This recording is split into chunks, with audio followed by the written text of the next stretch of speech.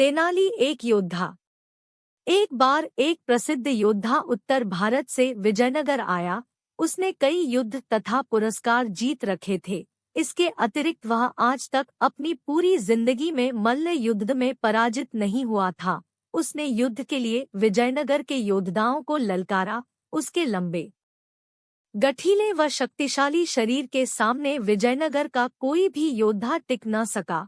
अब विजयनगर की प्रतिष्ठा दांव पर लग चुकी थी। इस बात से नगर के सभी योद्धा चिंतित थे। बाहर से आया हुआ एक व्यक्ति पूरे विजयनगर को ललकार रहा था और वे सब कुछ भी नहीं कर पा रहे थे। आता सभी योद्धाएं समस्या के हल के लिए तेनाली राम के पास गए। उनकी बात बड़े ध्यान से सुनने के बाद तेनाली राम बोला, सचमुच यह एक बड़ी समस्या है, परंतु उस योद्धा को तो कोई योद्धा ही हरा सकता है। मैं कोई योद्धा तो हूँ नहीं, बस एक विदूषक हूँ। इसमें मैं क्या कर सकता हूँ? तेनाली राम की यह बात सुन सभी योद्धा निराश हो गए, क्योंकि उनकी एकमात्र आशा तेनाली राम ही था। जब वे निराश मन से जाने लगे तो तेनाली राम ने उन्हें रोक कर कहा, मैं उत्तर भारत के उस वीर योद्धा से युद्ध करूंगा और उसे हराऊंगा, परंतु तुम्हें वचन देना कि जैसा मैं कहूंगा तुम सब वैसा ही करोगे। उन लोगों ने तुरंत वचन दे दिया। वचन लेने के बाद तेनाली राम बोला, शक्ति परीक्षण के दिन तुम सभी पदक पहना देना और उस योद्धा से मेरा परिचय अपने गुरु के रूप में कराना और मुझे अपने कंधे पर बैठा कर ले जाना।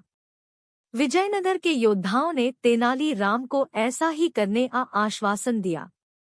निश्चित दिन के लिए तेनाली राम ने योद्धाओं को एक नारा भी याद करने को कहा, जो कि इस प्रकार था, ममुक महाराज की जय, मीस ममुक महाराज की जय। तेनाली राम ने कहा, जब तुम मुझे कंधों पर बैठाकर युद्धभूमि में जाओगे, तब सभी इस नारे को जोर जोर से बोलना।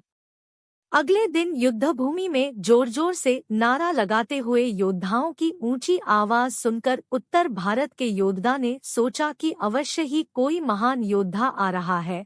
नारा कन्नड़ भाषा का साधारण श्लोक था, जिसमें ममुक का अर्थ था धूल चटाना, जबकि मीस का अर्थ भी लगभग यही था। उत्तर भारत के योद्धा को कन्नड़ भाषा समझ में नहीं आ रही थी, अतः उसने सोचा कि कोई महान योद्धा आ रहा है। तेनाली राम उत्तर भारत के योद्धा के पास आया और बोला, इससे पहले कि मैं तुम्हारे साथ युद्ध करूं, तुम्हें मेरे हाव भावों का अर्थ बताना होगा। दरअसल प्रत्येक महान योद्धा को इन हाव भावों का अर्थ ज्ञात होना चाहिए।